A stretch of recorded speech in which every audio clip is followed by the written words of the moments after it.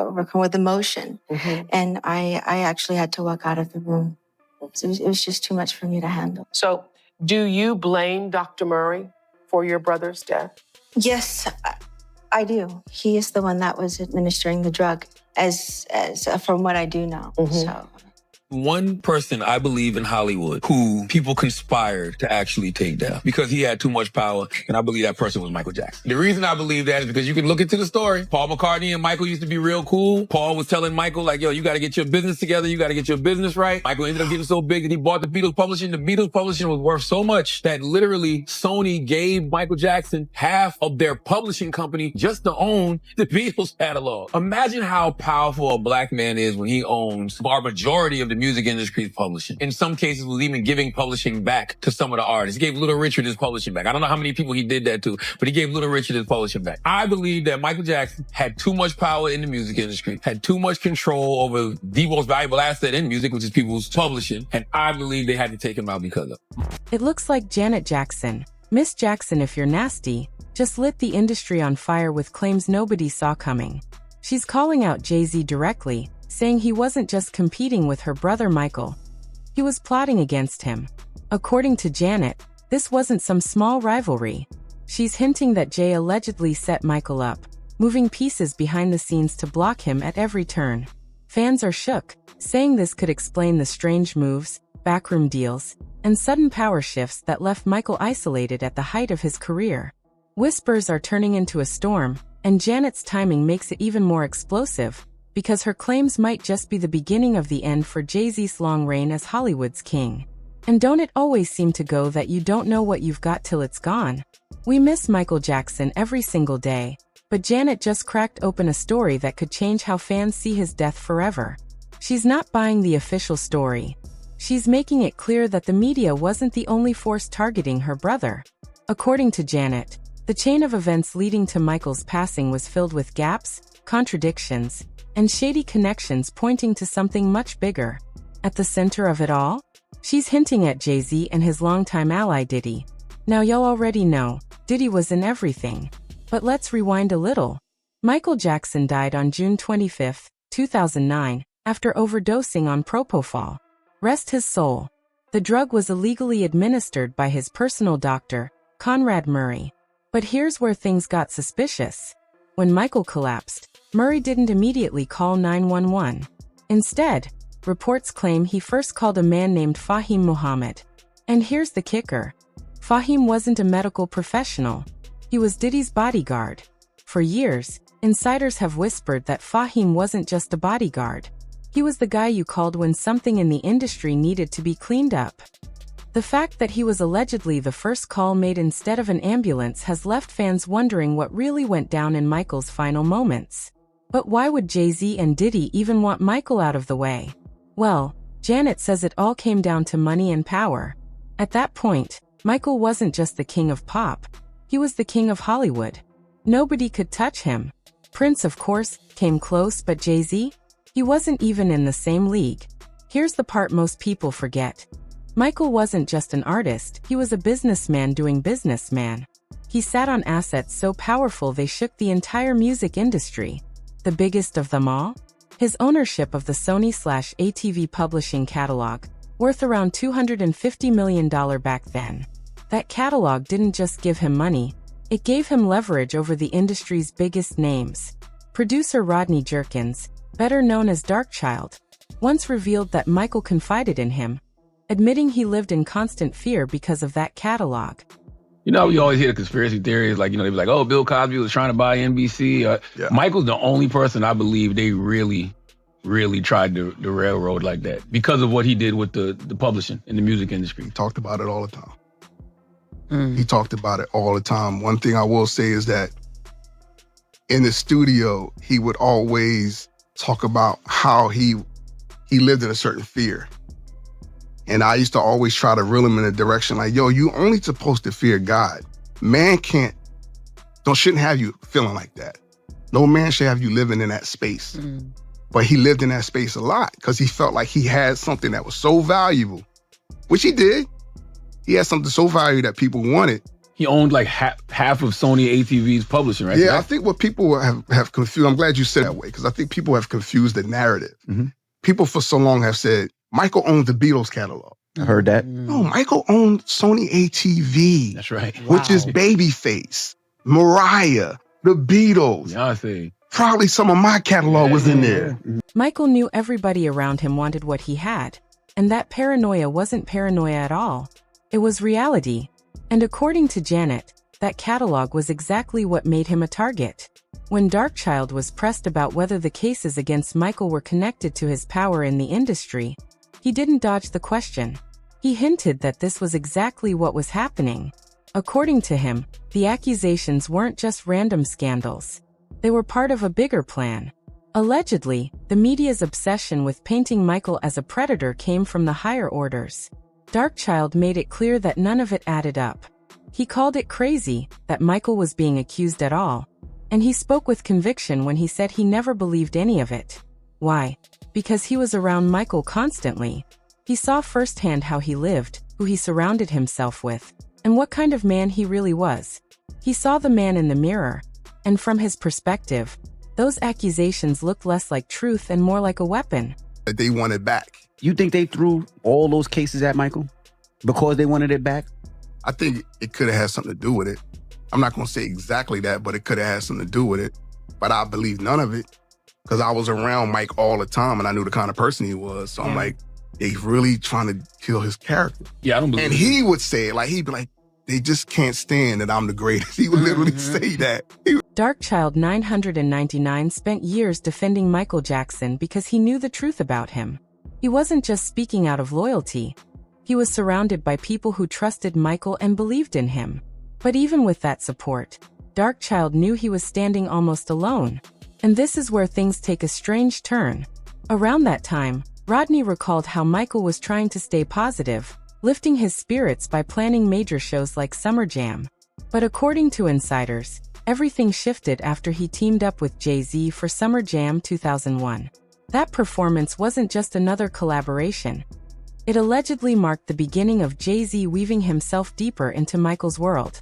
Some even claim Jay-Z's connection to Michael went back much further.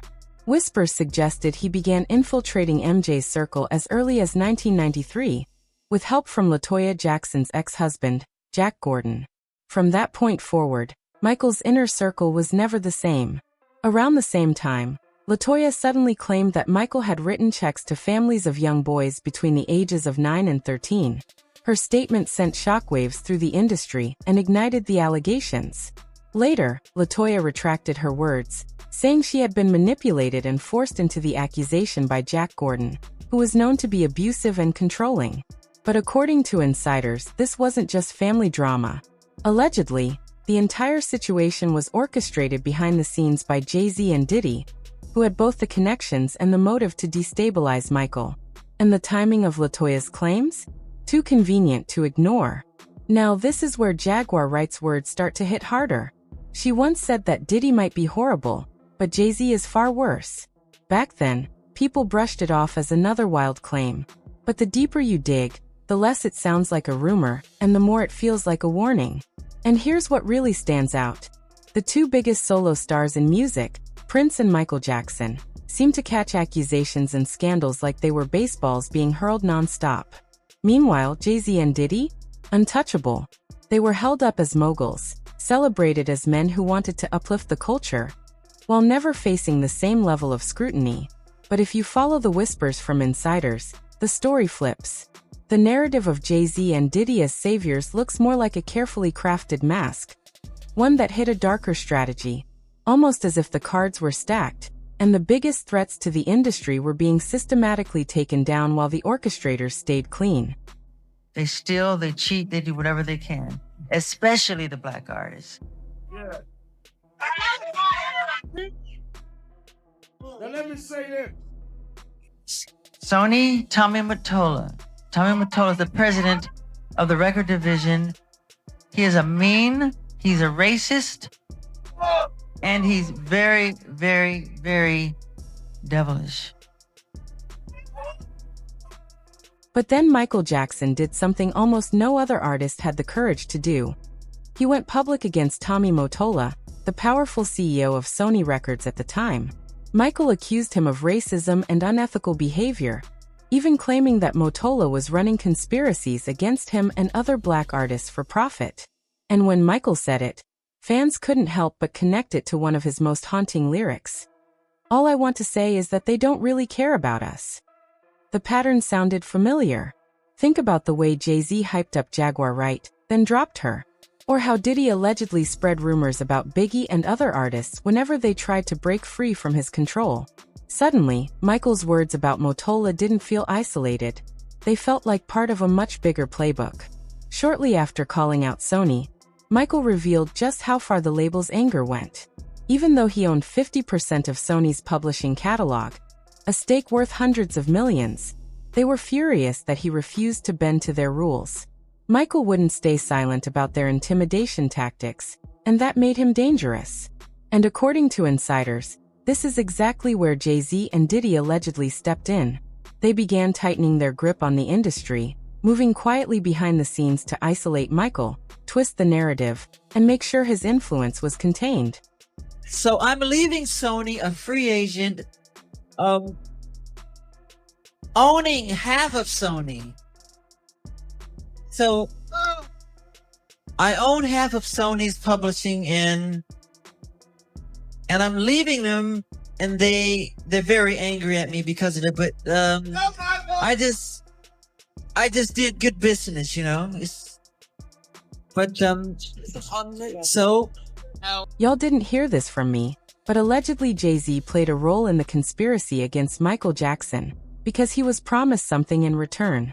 And what comes next is where things get dark. Remember Jack Gordon? He was LaToya Jackson's ex-husband, and according to Janet, he didn't just marry LaToya out of love. Gordon allegedly forced the marriage to gain access to her life and ultimately to Michael himself.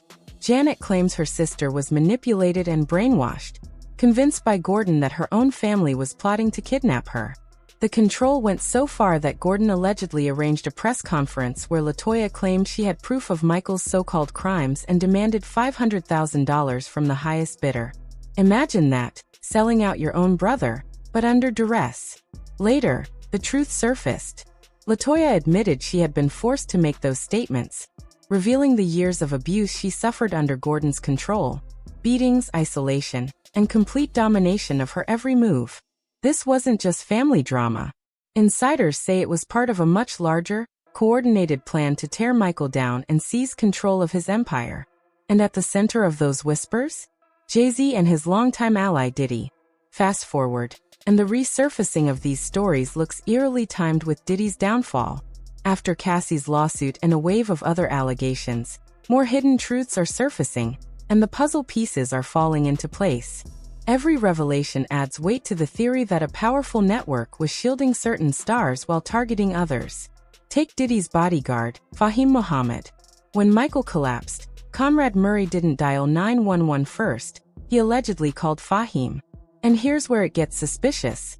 Fahim had only been hired as Michael's head of security about 10 months before his death. Before that, he barely had any presence in Michael's circle. It feels less like coincidence and more like someone planted him there. Janet even revealed that she barely saw her brother in the weeks before his death, not by choice, but because she wasn't allowed. Michael's final days were a blur of rehearsals, pressure, and isolation. And when the end came, the only people near him weren't family. They were Conrad Murray and Fahim Muhammad, both figures linked back to the same powerful network. Think about that. One of the last men to see Michael alive was deeply connected to Diddy, Jay-Z, and their alleged inner circle. It starts to feel like Michael's isolation wasn't accidental. It was orchestrated. And in the end, Janet was left powerless. Her last memory of her brother being weeks before his death, unable to reach him when it mattered most. Well, no, the last time I saw Mike was maybe a month before. Mm-hmm. I was giving my parents a surprise party. And So we were all there. We were all there. The last time you saw Michael was around your birthday. 2 days before my birthday. One thing that felt completely out of place was how Michael's own family was left in the dark. Janet revealed that no one even told them how serious the situation was. There were no frantic calls, no desperate rush to gather loved ones by his side. The next thing she knew, her brother was already gone. That silence is chilling. The lack of communication, the deliberate isolation, and the exact timing of it all don't look like coincidence. It raises a haunting question. Who was really controlling the narrative in those final hours? And if Michael's family, the very people who loved him most, were shut out, then maybe that was the point. Because the fewer witnesses, the easier it is to rewrite the story. History, where were you when you heard? I was at home in New York. Mm-hmm. I was at my house in New York. You know, another day, another morning. And I get a call. Headed to the hospital. And you headed to the airport? Not at that very moment. I didn't know the severity of it. No one knew. I can't remember exactly who I wound up calling back to see how things were going. And that's when they told me he had passed. He had passed. Yes. Yeah. Another shocking detail Janet exposed was how the people who forced their way into Michael's inner circle allegedly made him dependent on pills. Every time the family tried to step in, Conrad Murray would shut them down, insisting he had everything under control, that Michael didn't need advice from anyone else. Janet claimed that while Michael understood his family's concern came from love, he felt powerless. It wasn't just LaToya who had been vulnerable to manipulation. Michael himself was being brainwashed. With Murray constantly reassuring him that nothing was wrong, Michael slipped deeper into denial. According to Janet, he refused to believe his life was spiraling out of control because the people closest to him convinced him it was all normal. And that toxic mix of isolation and manipulation blinded him to the danger until it was too late. Overcome with emotion. And I actually had to walk out of the room. So it was just too much for me to handle. So, do you blame Dr. Murray for your brother's death? Yes, I do. He is the one that was administering the drug, as from what I do know. Janet also made it clear that she completely blamed. Janet made it clear that she squarely blamed Conrad Murray for her brother's passing, but she also hinted at something even bigger. According to her, the same people who controlled Michael's health also controlled his public appearances. And that might explain why his look seemed to change so drastically from one appearance to the next. Some fans believe these weren't just random changes, but humiliation rituals he was allegedly forced to endure. By that point, Michael wasn't in control anymore. He was kept dependent on pills, cut off from his family, and stripped of access to his own money. So while Janet put the blame directly on Murray, LaToya went even further. When asked if she believed Murray was truly responsible for Michael's death, she didn't hesitate. She called him the fall guy. In her eyes, he was just a pawn in a much larger, carefully orchestrated plot against Michael. And if that's true, then the story isn't just tragic, it's terrifying. You believe it may have been murder. Do you still think that? Absolutely. Why? Absolutely. Why are you so sure? I would never, ever think differently. Because first of all, Michael told me that they were going to murder him. He was afraid. He was afraid for his life. The people that were involved in his life, the people that were controlling him. This book, Starting Over, is about my life. And it's about Michael's life. It's the parallel between the two of our lives. We share that same life where people come into your life, wiggle their way in, control you, manipulate, control your funds, your finances, everything that you have. And you must do what they tell you to do. And that's what Michael was going through. And he knew that everything that was happening to him was not kosher. It wasn't right. And it disturbed him greatly. And he kept saying it over and over and over again. Yes, Dr. Murray was the fall guy, but it's more to it than just that. He named names. He told me people. He told me to be careful of this one and that one. And in the beginning, I didn't, it's not that I didn't believe him. Who were the people that he was saying? People that surrounded themselves around him. People that worked with him. People that were with him the last days. Any specific names? Michael wasn't capable of doing these shows that he was supposed to do. Michael only agreed to do 10, and it's because they had him on such a tight rope. Michael had reportedly warned his sisters over and over again that he was being followed, that people were plotting against him. Given the level of fame he carried and the millions he generated everywhere he went, it wasn't surprising that he felt threatened. But the way he spoke about it, the urgency in his warnings, suggested something far more sinister. This wasn't just the paranoia of a superstar living under a microscope. The intensity of Michael's fears points to forces working against him that went far beyond what most people could even imagine. We're talking about a man who couldn't even go shopping without causing a riot. Michael literally had to simulate a shopping experience just to feel normal, just to pretend like he was invisible. So being followed wasn't unusual for him. But imagine how much heavier it was when he kept warning his family that someone wasn't just watching him for fame. They were tracking his every move with intent. And everything came back to the catalog. Michael even admitted to LaToya that he had developed a love-hate relationship with it. Why? Because the people who stood to gain the most were Diddy's Bad Boy Records and Jay-Z's Rockefeller Records. Both just so happened to rise around the exact same time the rumors about Michael being a predator began swirling. Coincidence? Or something bigger? And if you thought that was where it ended, wait. Remember the whispers that Jay-Z was promised something in return for helping control the narrative? Look at the timing.